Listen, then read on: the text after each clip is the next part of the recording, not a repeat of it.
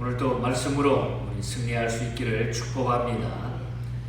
36편 본시는 하나님에 대한 신앙의 여부가 각 사람의 삶과 운명을 좌우하게 된다, 이렇게 말을 하면서 무엇이 가장 가치 있는 삶인가를 교훈하는 다윗의 지혜의 시라, 이렇게 제목이 붙어져 있습니다. 지혜의 시라고 하는 말씀입니다. 다윗은 죄악이 행행하는 현실을 고발하면서 그와 대조적으로 인간을 돌보시고 지켜주시는 하나님의 크신 사랑을 증거하고 있는 그런 내용들입니다. 그리고 특이한 것은 이 본 시편은 찬양대가 지휘자를 앞장세워서 지휘자가 부르는 대로 따라 부르는 이런 노래로 기록이 되어 있는 그런 시편의 찬양입니다. 이 시는 인간의 사악함과 하나님의 선하심의 대조를 보여주고 있다. 인간의 악함, 하나님의 선하심, 이걸 대조해서 내용을 우리에게 보여주고 있다는 것입니다. 즉 반성하고 자제하는 마음을 버리고 자기 뜻대로 사는 악인의 생활과 하나님의 영광스러운 성품을 따라 넉넉하고 풍족한 인생을 사는 자의 생활을 비교해서 말씀하고 있다는 것입니다. 자, 우리가 새해를 시작을 하면서 2022년도에 이 말씀을 우리의 삶에 비춰본다고 하면, 그러면 우리도 하나님의 은혜를 맛보며 풍족한 인생을 살려고 하면 우리가 어떻게 해야 될까? 악인의 삶이 아닌 우리가 넉넉하고 풍족한 인생을 살기 위해서 우리가 어떻게 살면 되겠는가? 새해를 출발하면서 우리가 이 말씀을 우리의 삶 속에 금년 한 해 적용해 보시기를 바랍니다. 우리가 넉넉하고 풍족한 인생을 살기 위해서는 먼저 우리의 1절에서 4절 사이의 말씀을 보면은 내 마음대로 살지 않아야 된다 하는 교훈이에요. 내 마음대로 살지 말자는 거죠. 악인들은 그 마음에 하나님을 두려워함이 없습니다. 오늘 1절에 보면은 악인의 죄가 그의 마음속으로 이르기를 그의 눈에는 하나님을 두려워하는 빛이 없다 그랬어요.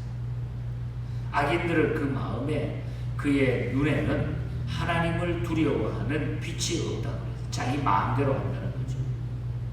그러니까 스스로 교만하여 자기들의 마음대로 산다 하는 그런 얘기입니다. 악인들은. 그러나 그리고 저들은, 그 악인들은 어떻게 사느냐, 2절에 보면은 저들은 자기들의 죄악이 드러나지 않을 것이고 그의 죄의 대가도 받지 않을 것이라, 그렇게 스스로 생각합니다. 자기가 드러날 줄을 모른다는 거죠. 그리고 거기에 대한 대가도 내가 받지 않을 것이다. 이게 인간적인 생각으로 악인들은 그렇게 산다는 것이죠. 그러나 일이 툭 터지고 나면은 후회하게 되는 거죠. 그렇기 때문에 3절에 보면은 이렇게 생각하기 때문에 말도 악하고 거짓되고 지혜와 선행도 그쳤다, 그렇게 말씀하고 있습니다. 그리고 4절에 보면은 잠자리에 침상에 누워서도 악을 계획하고 불선한 길에서 악을 행한다. 침상에서 악을 깨하며. 그러니까 이 악인들은 하나님이 그렇게 한다, 하나님이 벌을 준다, 하나님께서 다 알고 계신다, 자기가 잘못된 게 드러나지 않을 것이다, 사람 눈만 속이면 될 것이다, 이렇게 살기 때문에 침상에서도 자면서도 곳곳에 그런 악한 생각으로 악인들은 산다는 거죠. 하나님이 없는 사람들에게는 그것이 그냥 일반화되어 있다고 하는 이런 말씀인 것입니다. 인간이 창조주이신 하나님을 두려워하지 않을 때에 죄의 본성대로 사람들은 행하게 되어 있다는 것입니다. 자나깨나 죄악을 꾸미고 죄악을 말하고 죄악 속에서 살게 되어 있다는 거죠. 이런 자들에게 인생은 참 행복과 만족이 있을 수가 없습니다. 하나님께서는 행한 대로 보응하신다, 그렇게 말씀했습니다. 우리는 참으로 하나님을 두려워하십니까? 하나님을 두려워하지 않으면 내 마음대로 살게 된다는 거죠. 인생을 내 마음대로 사는 거예요. 인생의 최후 심판날 하나님 앞에 은밀하게 지은 모든 죄까지도 낱낱이 드러나게 된다는데 우리는 하나님을 두려워하지 않으면 그냥 아무렇게나 살아가 버린다. 그걸 잊어버리기 모르기 때문에 그때는 누구도 하나님의 심판을 피할 수가 없다는 거죠. 그러므로 개인의 종말을 맞이하는 그날까지 우리는 하나님 앞에서 회개하고 두렵고 떨림으로 살아가야 된다는 것입니다. 그래서 우리는 내 마음대로 살지 아니하고 하나님을 두려워함을 가져야 된다. 이것이 우리가 넉넉하고 풍족한 인생을 사는 첫 번째 중요한 교훈입니다. 금년 한 해 동안 우리는 내 마음대로 살지 말고 우리는 하나님을 두려워하면서 하나님의 뜻을 따를 수 있기를 축복합니다. 그것이 우리에게 넉넉하고 풍족함을 주실 것입니다. 그 다음에 넉넉하고 풍족한 삶을 살려고 하면은 우리가 5절에서 9절 사이의 말씀을 우리가 묶어본다고 하면은 위대하신 하나님을 우리가 잘 경외해야 된다. 오늘 본문에서 하나님의 속성을 보게 됩니다. 다윗은 하나님을 인자, 사랑하신 하나님, 그리고 성신, 신실하신 하나님, 그리고 공의, 의로우신 하나님으로 하나님을 묘사하고 있습니다. 그럼 하나님의 인자와 성실은 어느 정도며 그리고 의는 또 어느 정도입니까? 5절과 6절에 보면 하나님에 대해서 분명히 말해주죠. 5절에 보면 하나님의 진실하심은 공중에 사무쳤으며 또 6절에 보면 하나님의 의는 상가 같고 하나님의 판단은 큰 바다와 같다. 깊은 바다와 같다.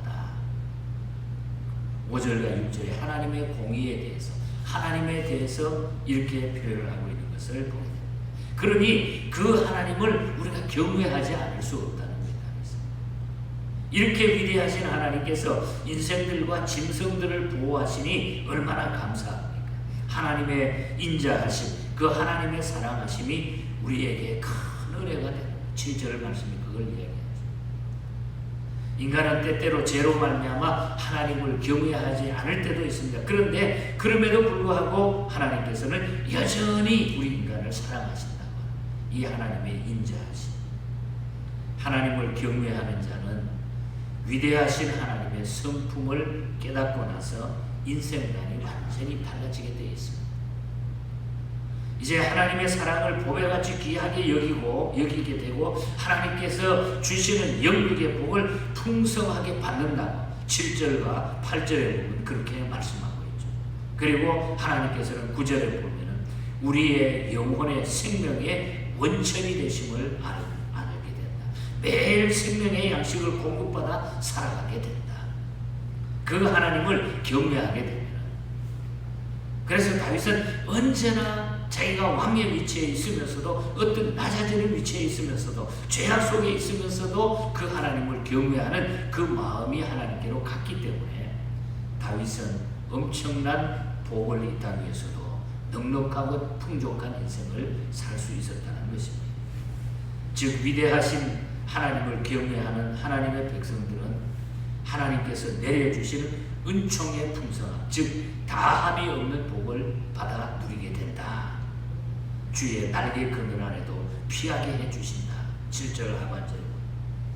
그리스도인들은 위대하신 하나님을 경외하기만 하면은 우리가 넉넉하고 풍족한 인생을 살게 된다. 그래서 오늘 금년 한 해 동안 우리 하나님을 잘 지금까지도 믿고 경외했습니다만 금년에는 더 열정을 가지고 이 하나님을 경외할 수 있는 저와 여러분이 되시기를 축복합니다. 그리고 마지막으로 넉넉하고 풍족한 인생을 살기 위해서 금년 한 해 동안 하나님을 똑바로 똑바로 알아야 잘 경외하니까 10절에서 12절은 하나님을 바로 알으라는 거예요. 주를 아는 자에게는 주의 인자하심을 계속하시며 마음이 정직한 자에게는 주의 공의를 베푸소서. 오늘 10절에 그렇게 말하죠. 주를 아는 자에게 주의 의지하심을 계속하시며 마음이 정직한 자에게 주의 공의를 베푸소서. 다윗은 다시금 하나님께 하나님의 공의를 실행하시기를 기원하고 있는, 기도하고 있는 그런 말씀인 것입니다.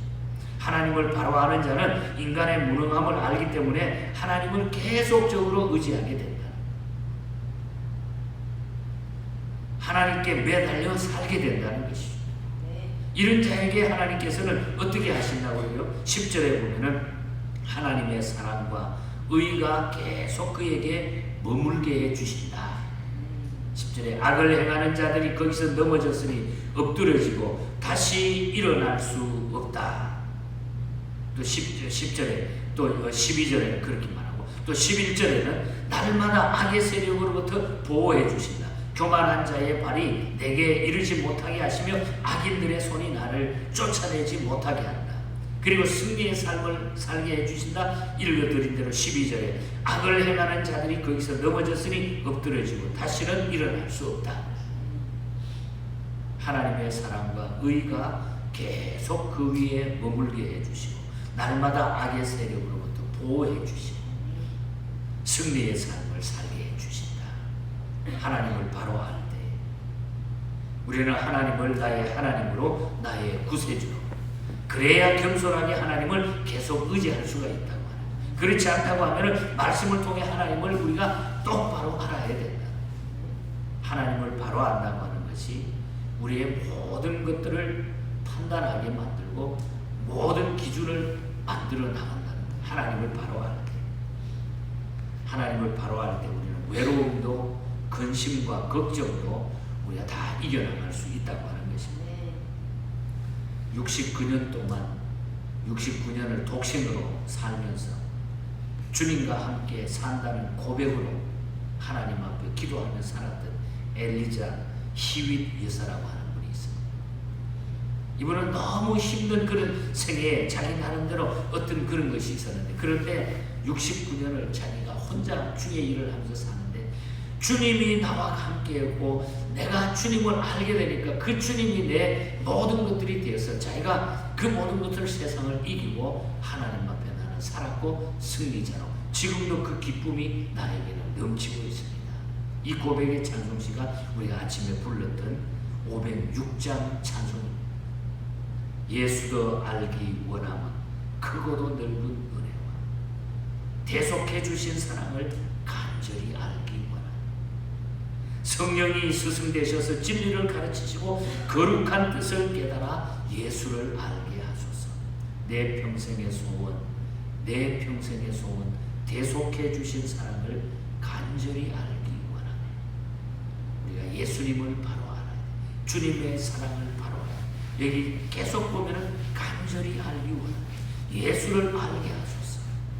간절히 알기 원하네. 내 평생의 소원. 우리가 하나님을 바로 알 때에 우리는 족하고 넉넉한 풍족한 인생을 걸어갈 수가 있습니다. 금년 한 해 동안 우리는 넉넉하고 풍족한 인생을 살아가기 위해서 하나님을 바로 알아야 되고 또 하나님 앞에 우리는 모든 것을 내려놓아야 된다고 합니다. 2022년에 이런 놀라운 하나님의 축복이 우리 모두의 삶 가운데 우리 교회 안에 건강하고 넉넉하고 풍족한 이런 놀라운 축복이 넘쳐나기를 주님 이름으로 간절히 축복합니다. 하나님 아버지 감사합니다. 다윗이 인생을 살면서 이 땅 위에 하나님을 모르는 악인의 인생과 또한 하나님을 아는 자의 삶을 비교해서 또 그것도 앞에 서서 지휘자를 통하여 따라 계속 이 말씀을 고백할 수 있도록 찬양의 가사로 우리에게 전해주셨습니다. 이 말씀이 2022년도에 우리가 인생길을 걸어가면서 우리의 삶에 넉넉한 풍족한 삶의 교훈이 되게 하여 주시옵소서. 하나님 앞에 어떤 환경 가운데서도 이 하나님이 나와 함께 계신다고 하는 것, 이 하나님이 주의 날개 그늘 아래 나를 보호하시고 계신다고 하는 이 놀라운 뜻을 저희들이 알며 확실히 믿으며 바로 알고 주께로 더욱 가까이 가는 저희들이 되게 하여 주시옵소서. 이를 통하여 교회가 건강해지게 하시고 우리 가정들이 건강해지게 하시고 우리 스스로가 건강한 모습으로 주님을 섬기게 하여 주시옵소서. 말씀 붙들고 기도하며 끈질기게 인내하며 주님의 뜻을 바라보며 소망 중에 살아가는 우리 모두가 되게 하여 주시옵소서. 오늘 하루도 이 믿음으로 우리 온 예언의 가족들 어디 있든지 간에 기억하시고 지켜 주시옵소서. 거룩하신 예수님 이름으로 기도하옵나이다.